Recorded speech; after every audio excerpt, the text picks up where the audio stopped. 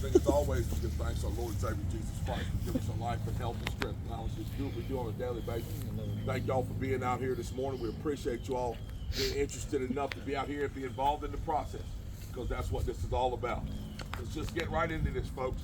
This election, every election, it's not about Democrats, it's not about Republicans, it's not about personalities, it's not about politics. Every election, every choice you make should be about one single solitary thing. It should be about policies. That's what it's about. Which policies work and which policies don't work. Which policies have given us the results we want to see. Which policies have given us the results that have been disastrous. What are the policies in this state that had this state dead broke back before 2010? Prior to 2010, this state was deeply in debt to the federal government, folks. We were dead broke. We were $6 billion in debt to the federal government. We owed the federal government $6 billion. We were furloughing state workers, laying them off because we could not afford to pay them. We did not have the revenue to pay the state workers that we had employed, so we had to lay them off. Teachers' pay was frozen for an entire 6 years, not because we could not give them raises, but because we couldn't afford to give them raises. And our taxes, this is the odd thing, our taxes were sky high, personal and corporate. They were sky high. And our revenue, what we were taking in, was in the basement. Well, in 2010, we had a change. We had conservatives take over our legislature. And they got to work on our economy. And now, 14 years later, where are we? Not only did we get out of debt to the federal government, not only were we able to lower taxes while doing it, we now have a $5 billion surplus. We're the #2 business destination in the nation this year. We were #1 2 years running. And we're looking at being #1 again. Taxes are low, revenue is sky high, and everybody wants to come here to do business in North Carolina. Small business filings are at an all-time high at this state. Why am I starting off with these substantive issues? Because when you focus on the real issues and you look at the real issue, which is policies that actually work, not a bunch of garbage, not a whole bunch of politics, not a whole bunch of commercials on television, not a whole bunch of lies and half-truths. You focus on the truth, and the truth is when you pass great policy through our legislature, when the governor signs that great that law, those laws, sign them into law, and they are enacted, they yield a result that gives us great results, makes us better than we were before. And that's what's happened over the last 14 years in this state. Now let me be clear about this. My opponent does not like me. My opponent does not like me because I'm not one of him. Now when I say I'm not one of him, this is what I mean. I'm not your typical cut out of a sheet of paper, a paper doll politician. Somebody didn't manufacture me in a factory. I didn't go to school to be a politician. The school that I went to taught me lessons like this. Yeah, you can work at this factory for 30 years, but guess what? Some guy in a suit in Washington, D.C. can sign a law, and in 2 or 3 years, your job is gone to Mexico, or gone to China, or gone overseas. You're out of work, you're close to retirement, you're starting over again. Because some politician decided that his substance was better and more important than your ability to be able to make a living. That's the kind of lessons that I've learned. I've seen it twice in my life in the furniture industry.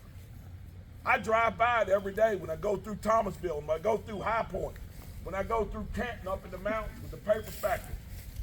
I see the scars all across this state, the deep scars that have been dug by bad policies, passed by bad politicians, not elected officials that are there to serve you, but politicians who play politics, pass bad policy, and then you pay the price.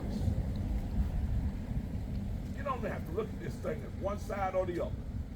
The side you should be looking for is your home, your neighborhood, your city, your state, your nation.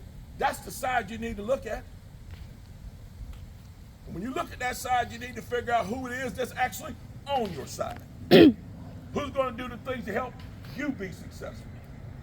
Who's going to be looking out to make sure that you can make a great living right now and that your children can make a great living in the future? Who is it that's talking about how much they hate their opponent instead of talking about what they're going to do? Any of y'all know who my opponent is? I won't even say his name, but if you know who he is, tell me what his platform is. Tell me one time he's come on television with his $50 million and told you what he intends to do for you. And he's told you a lot about me. 99.9999% of it is lies. What has he said he's going to do for you?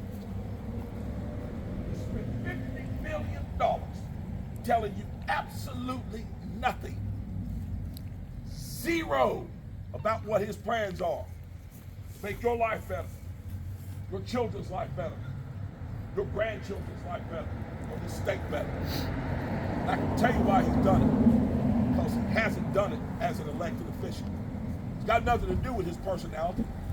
It's got nothing to do with what he said on social media.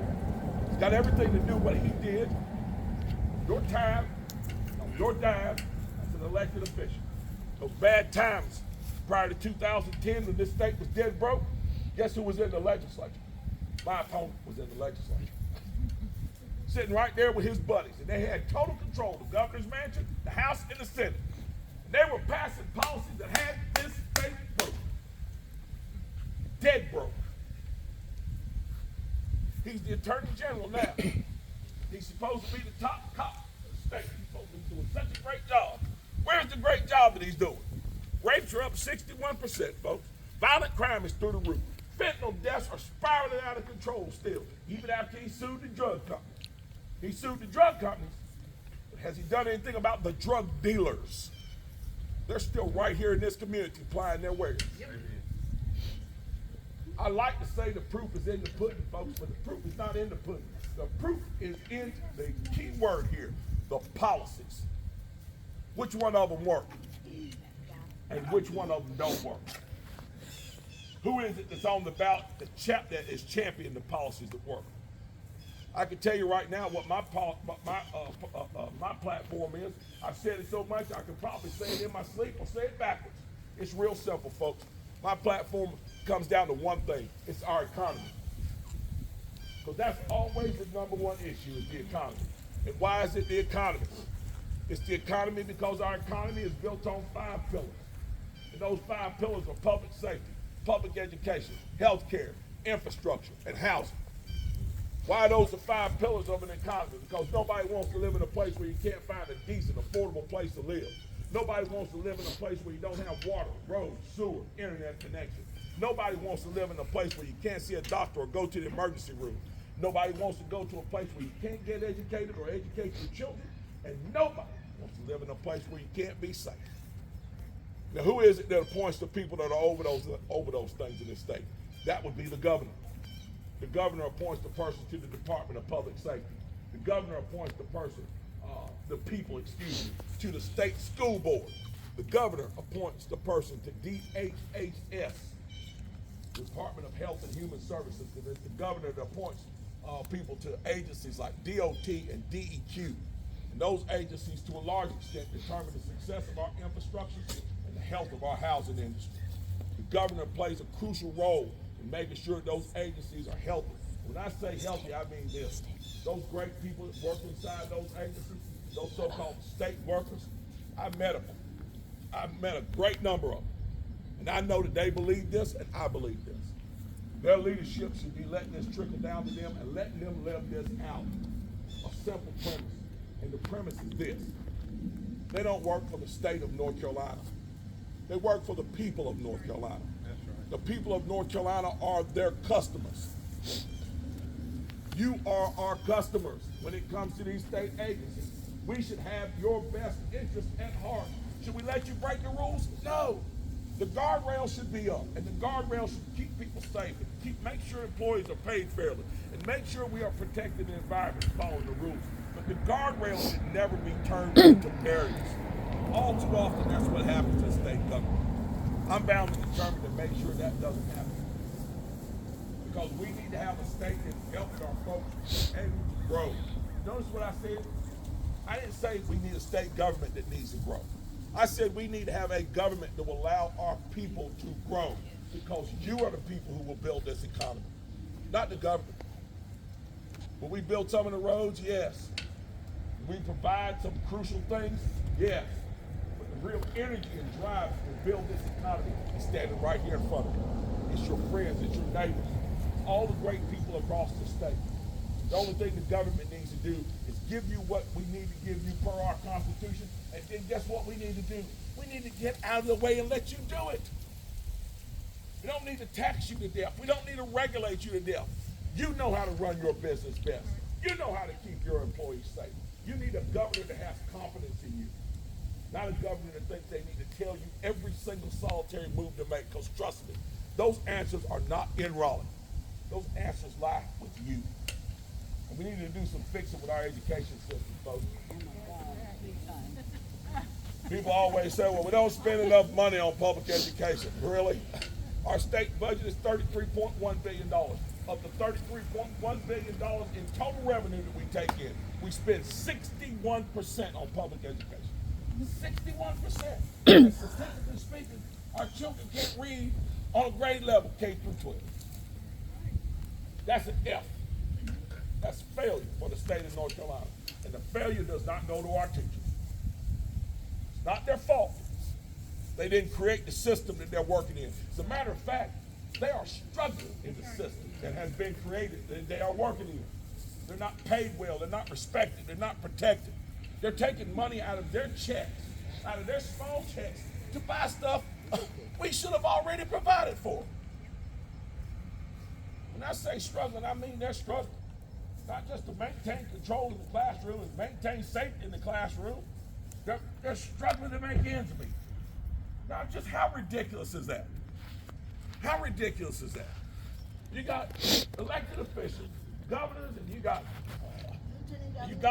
all kind of people from the top to the bottom. You got doctors, you got lawyers, all of them making this big money, and none of them would exist without a teacher.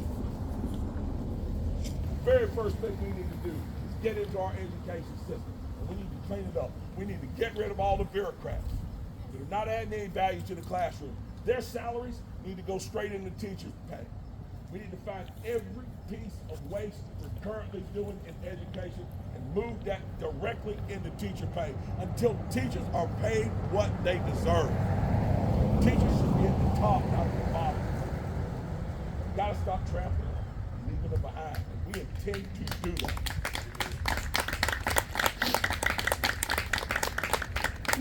Then when it comes to public safety, it's simple, folks. Simple. The dumbest thing that's been said, one of the dumbest things that's been said in my lifetime. Because trust me, men being in women's sports is right up there with it. One of the dumbest things I've ever heard anybody say is defund the police. Kidding me? Kidding me? So what are we going back to, the Wild West? Is that what we're going to do? We're not going to defund the police in this state, and I'm going. We're going to fund the police. We're going to support the police. We're going to make it so police can be proactive again and fight criminals. We got this silly notion in this country for some reason, somehow, that criminals have become the good guys. Just don't do that to him. He didn't get enough cookies and milk when he was a child. Please don't do that to him. Think about what they're doing to us and our children. Think about those moms out there who get that knock on the door tonight. Oh, and it's going to happen in North Carolina. And it's not about race. It's going to happen to black, white, Asian, you name it. And knock on the door. That man in uniform is going to be standing there and going to tell them your child's not coming home tonight. They took a pill or they took some kind of injection. They smoked something. They killed them. Everybody wants to run around here having sympathy for these criminals. Everybody wants to talk about, well, I don't like Mark Robinson. He talks mean. What do you think the drug dealers are saying in their land? How about the human traffickers? You think they're nice people? Oh, they're real nice. I bet they're in church this morning with the feet crossed, just praying, just nice little fellas, ain't they? When they get out, they're gonna get in the van and go drive and kidnap somebody's somebody's daughter, somebody's son, and sell them off in God knows what. We'll go back and make some more of that poison and sell it out on the streets. It's not about being nice. This is about standing up to people who are destroying our communities. And standing with the people who have enough courage to do something about it. We got to turn this right side up again. We intend to do that. We intend to support law enforcement up to the hill. Give them the tools that they need to be proactive in fighting crime, not reactive. To make sure that they can fight crime once again, folks. There was a time when we used to find the criminals and drag them out of their holes, take their drugs and throw their drugs in the furnace and throw them in jail. Now the drug dealers will come to your house and throw the drugs in your house. Living it right. No more. No more. Somebody got to have the courage to stand up against these people. And I intend to do it. I don't intend to let anybody intimidate me into not doing it. I would challenge anybody to tell me why I shouldn't do it. I would invite them to go look in the faces of some of the relatives of people who've lost their loved ones to violent crime and to fentanyl. Go look at them and tell them why you want to mollycoddle these criminals. It's time to stop this foolishness, folks, and get back to living decent again. We intend to do it. So when you go vote, remember, you're not voting for a party, you're not voting for people, you're not voting for politics, you're voting for policies. Policies that work. Policies that keep us safe, give us great education, give us great health care, give us great infrastructure, and great housing, and a great economy, and a great state. Policies that actually work. Policies that work. Because that's what we need. So thank y'all so much for being out here. God bless y'all.